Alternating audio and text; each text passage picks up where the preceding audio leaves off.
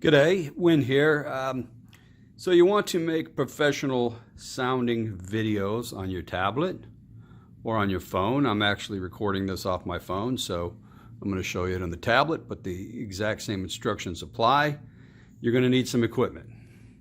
First thing to note is that your input jack on your tablet or your phone is what's called a TRSS. Tip, ring, sleeve, which means this actually is the connection for both your headphones and your microphone. So you got sound coming in and out of your tablet or your phone via this one jack. And you need modern equipment that has this type of plug attached to it in order to be able to record into these devices. If you try to use old style microphones that might have this, or and that's what I tried to do for a while. I have a bunch of old mics around here and I tried to record into my tablet and I just couldn't get it to work, so I had to go out and buy something, unless you want to cut the cables and start messing with the connections, but I don't advise that. Buy something, they're not that expensive, and I'll show you what that is. Okay, so what you need to go into your tablet or your phone is an interface. And here's one that I bought. It is made by Comica, the 82, and it's really cool. It allows you to output to a tip ring sleeve connector, which is this one I got going in, into your tablet or your phone, but it also has some additional features. It's a preamp, so it has a gain knob right here, so we can turn up and down the level going into the tablet or the phone. It also has phantom power. It also has phantom power, which is this switch, and you turn that on, you can see the red light came on. And what this does is this sends 48 volts to your studio quality microphone. Its inputs are, you have on this side, there's a regular XLR microphone jack, or you can also plug in a line signal through a regular 1/4 inch input, which is what I have here. I use a balanced type of a connector, which has a tip, ring, sleeve. Okay, into that interface. I don't have phantom power for this, so we turn that off. It also has the ability to monitor through a pair of headphones. There's a headphone jack right here. You can monitor as you're actually recording, or you can monitor after recording. And then this is just your on and off switch. Another way to record into your phone or your tablet is, once again, we have a tip, ring, sleeve type connector. There you go, in focus. And this is an XLR input. This is a little cable that I bought off of Cramazon. And it also has an output for microphones, or excuse me, for headphones. So you can put headphones in there and listen to what's being recorded, and you can record using standard XLR. Why would you want to do that? Okay, because the microphones that come in your phone and your tablet are just a little tiny microphone, and you're not going to get professional sound quality. High quality microphones, most of them anyway, are going to output to what's called an XLR. So this is the type of cable you need to be able to plug into your tablet or your phone, and that's where that little interface comes in. Here's one of the microphones that I record with. This is more of a studio type condenser microphone. I use pop filters, and I also built an enclosure to isolate that mic from any sounds coming around. Here's what the whole rig looks like from afar. And it's nice because you can kind of transport it around if you have enough. I'm making guitar videos, so rather than record from one microphone in the middle of the room, I'm actually miking 2 different amps. This is my Bagheera, and the way you place a microphone here can be done a lot of ways, and there's a lot of videos on this you might want to check out. But if you feel with your fingers where the edge of the speaker is, it's right here. So I like to be pretty close to the edge of the speaker with the microphone right up against the grill, and that gives me a nice sound. If you get closer to the, and you'd be amazed, if you just move this microphone, a ½ inch side to side or angle it somewhat, you will change the sound that you're recording. It's pretty amazing how much it changes it. So you can play with it and kind of get what you're really looking for. If you put it towards the center, you're going to get more bass output, sometimes more distortion as well. That's why I like to put it kind of towards the edge. Gives me a nice, clear, clean recording. I like to get a little different sound from each of the microphones. So I'm using a 412 Jackson cabinet. I love this cabinet. It's got great bass response. Once again, I'm very, very close to the grill here, not too close to vibrate against that. It's a metal grill. I'm using an old SM57. This one's from the 1970s, still works great. It has a different sound than the Sennheiser that I'm using on the other side. Once again, I'm very close to the edge of that speaker.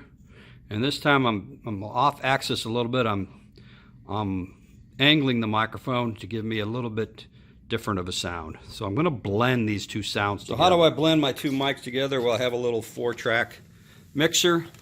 Comes in handy for this. I built a little stand out of an old speaker stand, and I just keep this right next to me wherever I go. And so this is my vocal mic coming in. This is the Sennheiser, I believe, and then the other microphone is this one, is the SM57. I also run a little mic preamp. This has a little preamp tube in it. So I run some of the signal through the effects send through here just to warm it up a little bit, and then back into one of my channels. And then I mix everything. You notice my levels are extremely low on both microphones, and then the output level, which is this last one here, your main output, that's really low too, because you don't really want to send a hot signal into that tablet preamp. You want to send just a tiny little signal in there.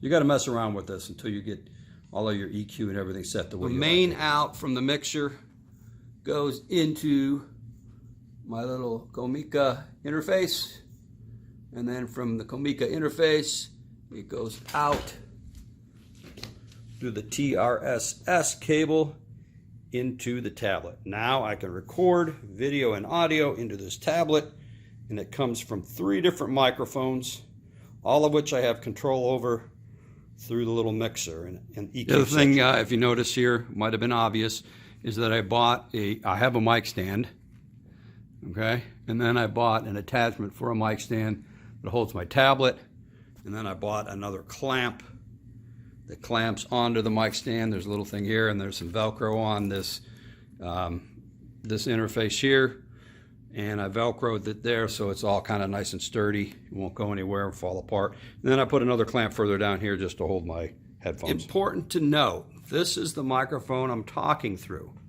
But when I play guitar in this room, you can see my amps are in the same room that I'm sitting in as I'm talking and narrating. What happens is this microphone, since it's very sensitive, even though I have it set extremely low, maybe on 1 on my mixing console, it picks up the guitar. And when it does that, it gives you the sound that you're in a tin can or in a tunnel. I don't like that sound. I want a nice dry sound coming out of both of those mic'd amps. So this has been a difficult problem, and I'm thinking there's several ways to kind of make this better. One is I've created this foam isolation.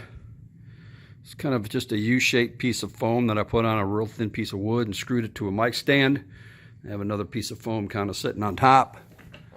And this helps some of the frequencies that are bouncing around in this room from entering my mic, although it still picks up too much. So another way, some people are probably solving this, is to take your guitar amps and put them in a closet and amp them up so that your narration microphone doesn't pick up those amps. That's probably a secret that not many people are talking about, but I think that's how it's done. Or of course you can put yourself in the closet if you want, rather than a guitar amp, or you can come out of the closet, you know, it's all up to you. 2 ways to record on the tablet. You can set it up like this and then get out in front of the camera. Of course you can see the camera there, you know, and then you can hit play and run all the way around there. start playing, and then when you make a mistake, run back, and you get a lot of exercise this way. The other way is to go to selfie mode. Okay, your camera quality is not as good, but you're right in front of the camera, and if I was holding a guitar right now, you would see the guitar, and this way you can stop and start the camera at will. Okay, this is a way I think a lot of people do it. That's why you're only catching the midsection of most anybody giving guitar instruction, unless they've got a professional studio and they've got several cameras pointing and they've got somebody running a control board. But if you're doing this at home and you're by yourself, this is one way of doing it. You can do it in selfie mode. So if we just step back, you see my whole setup here at Wet Carpet Studios. There's my microphone I'm using to speak in. The other two microphones are on the guitar amps. They're all running through my little mixer that I've got right next to me as I have my guitar, or one of my guitars. And then everything gets recorded on the tablet. I was mainly trying to show everybody exactly how this is done, or how I'm doing it. There's probably other ways and other people. I didn't find a lot of good instruction out there on YouTube, so that's why I made this. I'm going to make some guitar videos now so you can all see what they sound like, and the difference in quality maybe between just recording with this little speaker that's in here. It breaks up pretty good and it sounds bad, versus using the guitar speakers over there on the guitar cabinets, and also doing the narration through my vocal mic, which somehow you need to isolate from the guitar amps. So if you want to do it with a room, maybe you have a divider that you can build in your room, but you do need to somehow isolate your vocals from your guitar amps. Otherwise, you're not going to be happy with it. I played with it for quite a while, and I got it to the point now that I think it's pretty good. I just have to turn this microphone way, way down, so I'm just barely picking up my voice.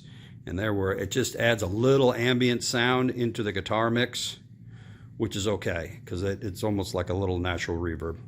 Signing off. If you have any questions, feel free to ask me down below. Thanks. Win Hauser.